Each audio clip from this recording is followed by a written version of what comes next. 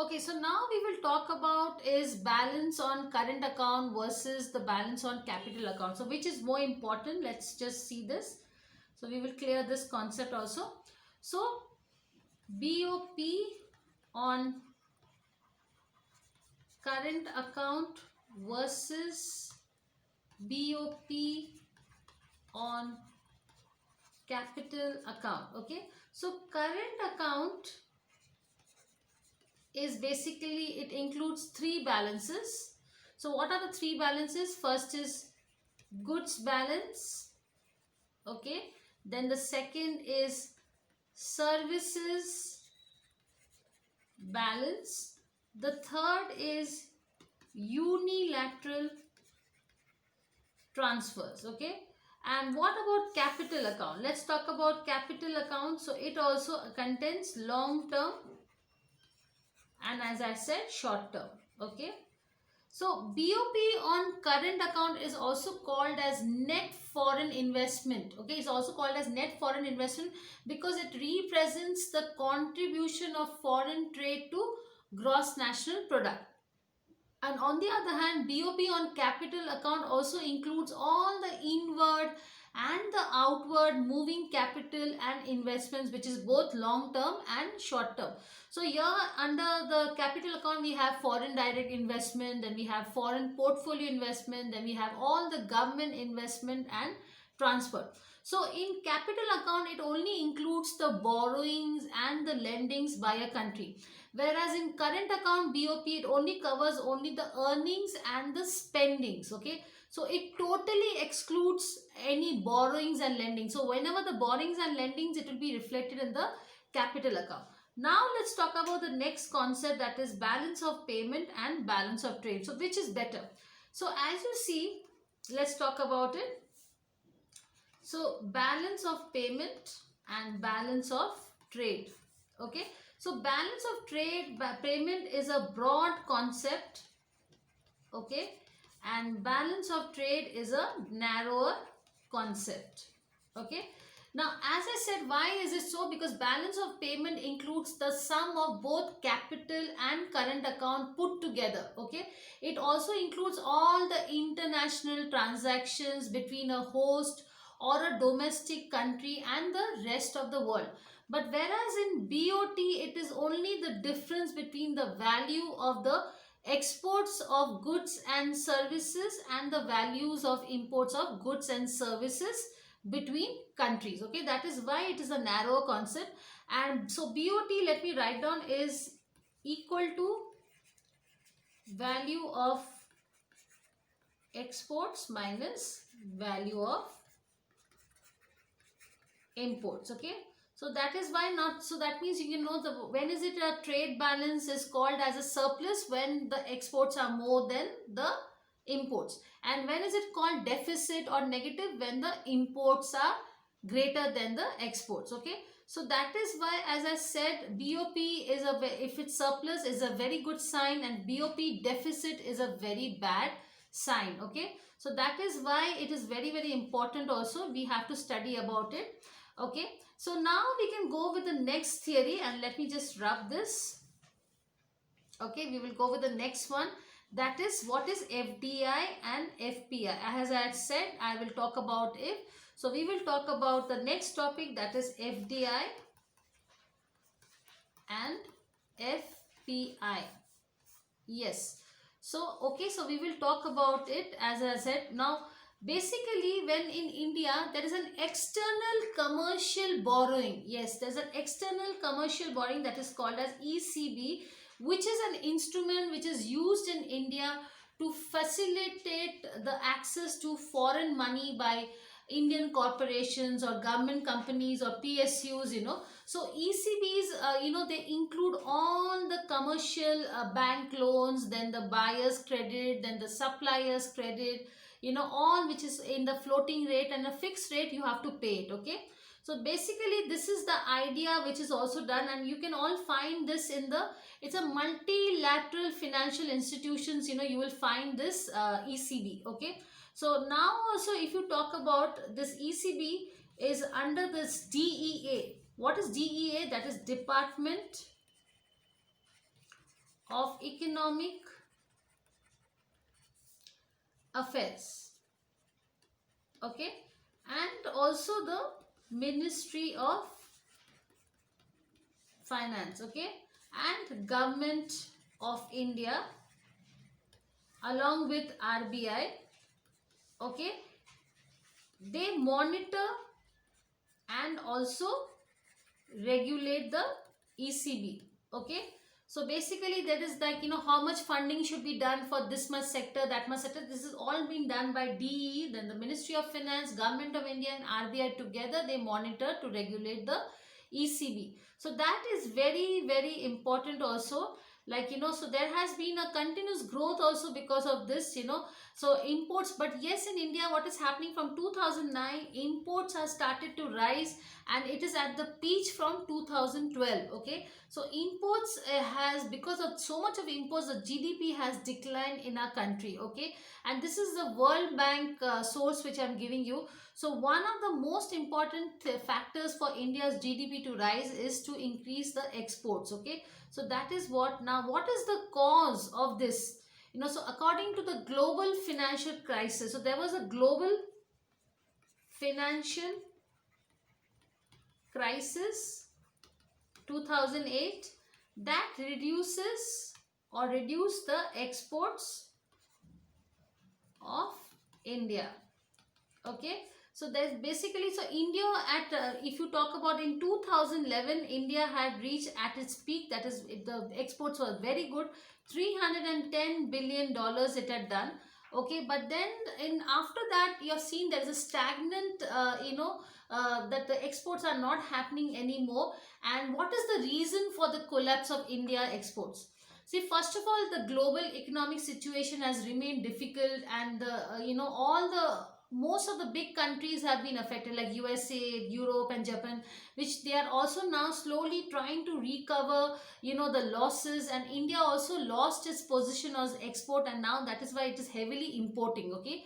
So, and then there's a price of crude oil, okay. So oil has also collapsed due to this global crisis, and there was a crude oil crisis during the 2014. So that also spoiled India's exports, okay. Like the countries of Arab countries and nations like UAE, Saudi Arabia, they are the key trading partners of India. So their slowdown, because of their GDP overall growth rate was so slow, and that because of this they declined, and the Indian exports also declined, because it's like they are related to each other. So if one country who are our partners, who are there with us in business, if they do bad, obviously the performance affects of our country also.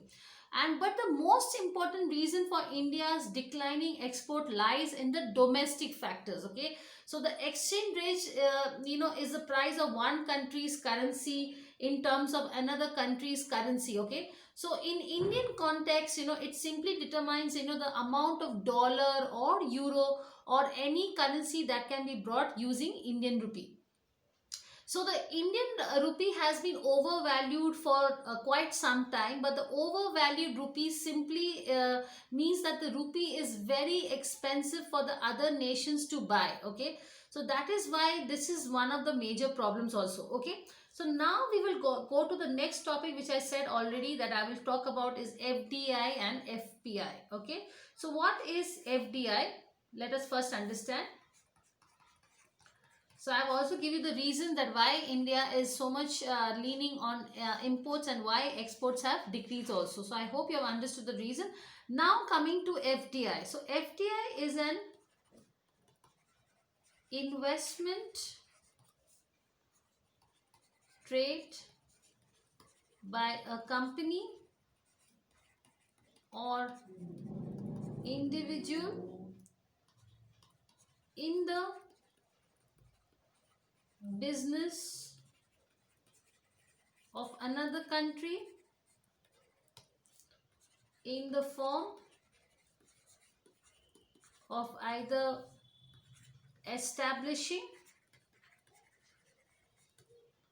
a new business or acquiring the existing business. Okay, so FDIs are mainly made in open economies, which are opposed to, tightly controlled closed economy. So closed economies means that they don't allow the trade with all countries. And what are open economies? Where the trading of imports and exports, everything is open. Okay, so FDIs you can find mostly in the open economies like Thailand, Philippines, Malaysia. So FDIs are basically made for a longer period, as the, the foreign investors controls and they own the companies in which they have invested. So FDIs are much stable. So they are stable. I can mention this. They are stable. Okay, and as per the Organization of Economic Cooperation and Development, that is OECD. Okay, so the main blood of, investment is to be considered that FDI should be 10% of or more ownership should be at stake. Okay, so FDIs are normally categorized into two types, that is horizontal and vertical in nature. So an horizontal investment refers to foreign firms, establishing the same type of business in the host country. Say, for example, the company which is trying to pay, invest capital in India is also a motor industry company or automobile industry, and that is why it's also trying to pay, put the finance or, invest in the country which is also in automobile. So that is called as horizontal, same business. Okay, example, like, if I'll give you another, Apple opening up, Apple America is opening an Apple manufacturing unit in India. So you understand, the same business. Now what is a vertical investment? So vertical investment refers to the, foreign firms establishing different but, related business in host countries. Now let me give you an example. Say Hyundai. So Hyundai Motors are acquiring or establishing a company in India that supplies, car spare parts or raw materials required for manufacturing cars by Hyundai. So Hyundai is not dealing with spare parts. So the Hyundai is trying to tie up with some company in India who is into the raw materials. Okay, so that is a vertical expansion. Okay, so now let us come to the next one, that is FPI. Yes, we will talk about FPI. Okay, so most of you know about FDI, but this is a very new concept. So let us study about it. That is called as FPI, or Foreign Portfolio Investment. Okay, so it is an investment made by a company or an individual in the stock markets or debt markets of another country. Okay, so FPI investors simply purchase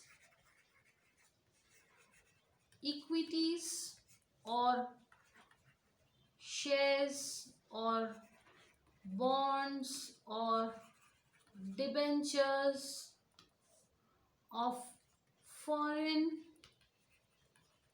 based countries. So now I understand. Now FPIs are mainly made with the objective of making quick profits. So if they want to make quick profits by buying or selling shares, bonds and debentures. Okay, so FPIs are made for, shorter periods, as the foreign investor, do not own the companies and they only invest in the shares. So it's an indirect way of investment. So they don't own the companies, but they only invest in shares of the existing companies, whereas in FDI they are the partners, they are the owners of the country. Now FPIs are highly volatile, so it's like, sometimes they may go in losses also, so it's not always that they can get profit. Okay, so as per the organization, that is OECD, that is Organization of Economic Cooperation and Development, investment of less than 10% in foreign companies, is treated as FPI. So less than 10% it is treated as as an FPI, and more than 10% it is treated as FDI. Remember, so less than 10% FPI, more than 10% FDI.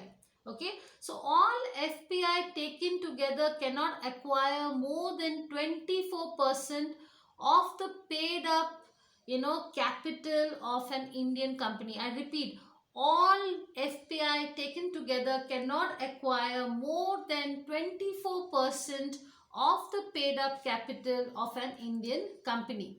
So FPI investors, include foreign institutional investors, that is FIIs, or foreign qualified investors, that are FQIs. Okay, so institution investors are, very big institutions like asset management companies, then mutual funds, then insurance houses.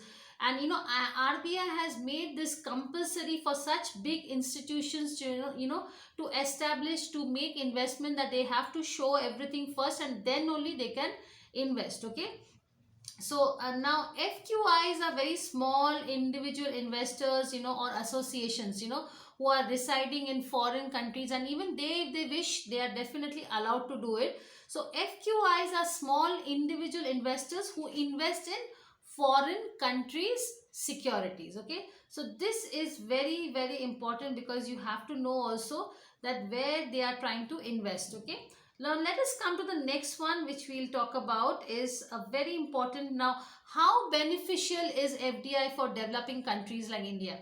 So see, FDI has proved to be very a stable and an important source of capital for the developing countries like India. So FDI flows were quite consistent and stable in the East Asian countries, even during the Asian financial crisis, which was happening in the year 1997-98.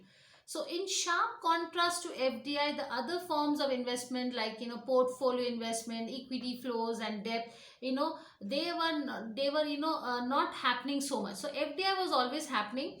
So that is why, even if you see the consistency of FDI in other countries, like Latin American crisis also was happening in 1980, but FDI was flowing. So it's like a bloodline, and FDI is very, very beneficial.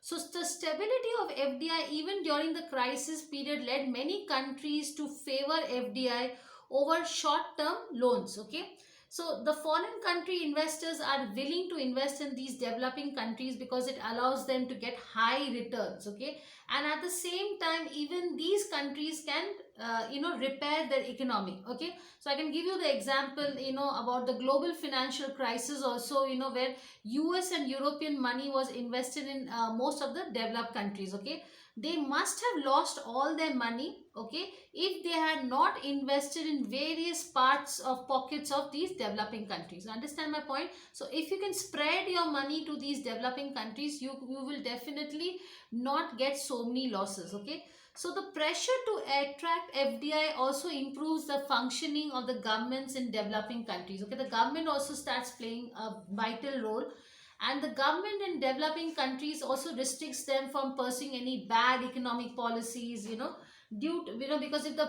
economic policies are bad, then the foreign countries will run away. Okay, they will not invest. So the gains to the developing countries from FDI can also take form of technology, know-how, short-term financial investments. Then they can also gain by there's employment opportunity also increases due to the investment made by the foreign firms. So the governments of the host countries also stand to gain due to an increase in their corporate tax. So yes, they also get, because of this FDI, the government also gets a lot of corporate tax revenue. So that is also very, very important. Okay, so that is why, but yes, you have to be very cautious when you're dealing with FDI. Okay, so that is also found that it's very risky, because sometimes the entire capital is also captured by them. So you have to be very, very careful. I'll give you an example of East India Company. They had done that. They started first investing something and trying to do business with India, but slowly they captured the market, and then finally the whole of India.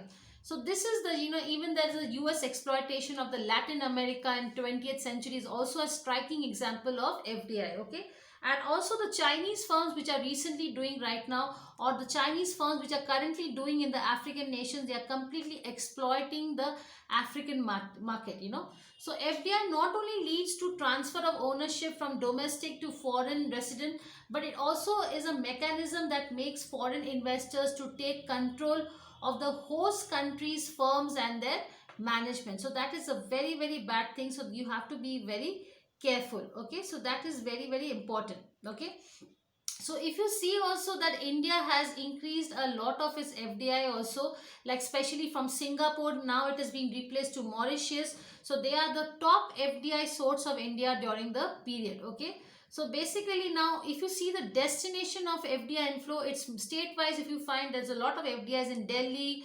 Haryana, Maharashtra, Karnataka, Tamil Nadu, Gujarat, Andhra Pradesh together, they have attracted more than 70% of the total FDI inflows to India during the last 15 years. Okay, now states with vast natural resources like Jharkhand, Bihar, Madhya Pradesh, Chhattisgarh, and Odisha, they have lagged behind. Okay, so that now we also have to see that these states also receive a lot of FDIs. Okay, so now we will go to the next section,